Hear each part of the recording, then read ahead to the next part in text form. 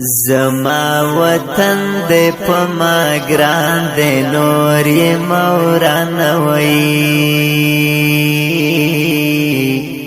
زما وطن دې په ما ګران دې نور. السلام علیکم درنو لیدونکو، هیله تاسو به ښه وئ، روغ به وئ، جوړ صحت کالي مو ورتن وي. تاسو یوه دقیقه د ابراهیم جان ویډیو را سره وګورئ او زه هم همدې ماشوم ته غږ ورکوم او راغواړم تاسو ویډیو وګورئ. کاشکې پلار مې زندی وای. څه شی وایي؟ زندی. پلار دې زندی وایي؟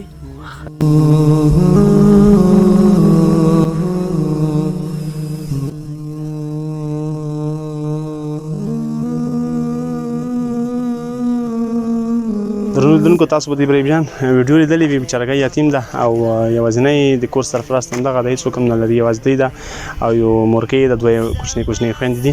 ځینې سامان مو ورته راوړ، دغه به ابراهیم جان ته وسپارم چې ابراهیم جان دغه د کور انشاءالله تعالی 2 میاشتې هم کېږي.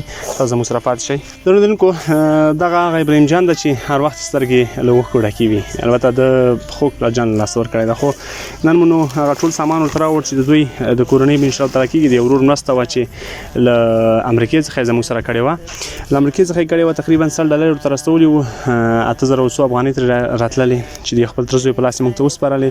دغه هغه څه دي چې دلته مو واخیسته ده. زه یې هغه د دې سامان پیکیج درته ښیم.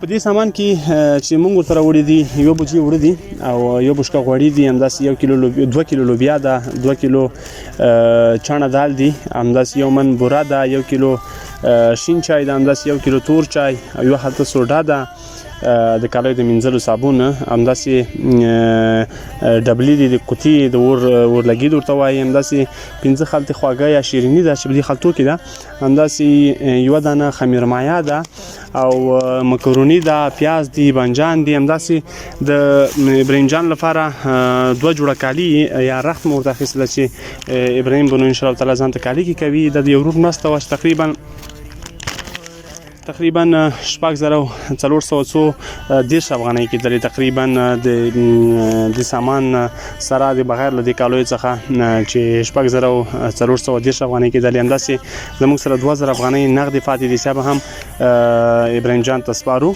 ډېره مننه کوم، ډېر کومک غواړې؟ ښه انشاءالله تعالی زموږ بااحساسه ورونه تا سره حتما همکاري کوي، هر وخت به تا یادوي انشاءالله. او هغه 2000 افغانۍ هم زه ته سپارم. دا هم 450 دي، یعنې 2000 افغانۍ. ابراهیم جان دا سره واخله، کور کې مو که چینه و د ورباندې راوړئ. ښه درنو لیدونکو، له تاسو ټولو څخه ډېره زیاته مننه کوم چې زموږ سره حتما همکاري کوئ او داسې بېوزله او یتیمان نه هېروئ. ابراهیم جان بیا هم مرستې ته اړتیا لري، د کور سرپرست او نور څوک نه لري چې کار وکړي، مزدوري وکړي. یوازې دی ده، مورجانې ده او 2 خورکۍ دي، نو دی لاسنیوي ته اړتیا لري.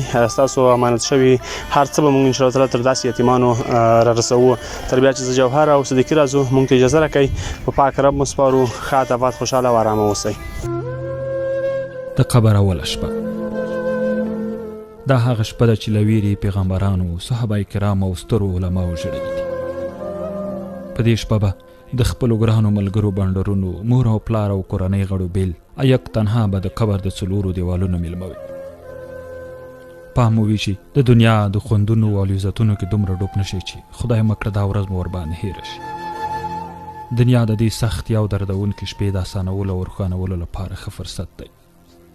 د خلکو سره نیکي او مرسته کول او په اخلاص سره د الله جل جلاله عبادت وکړئ، تر څو دا شپه مو روښانه او ښکلې شي.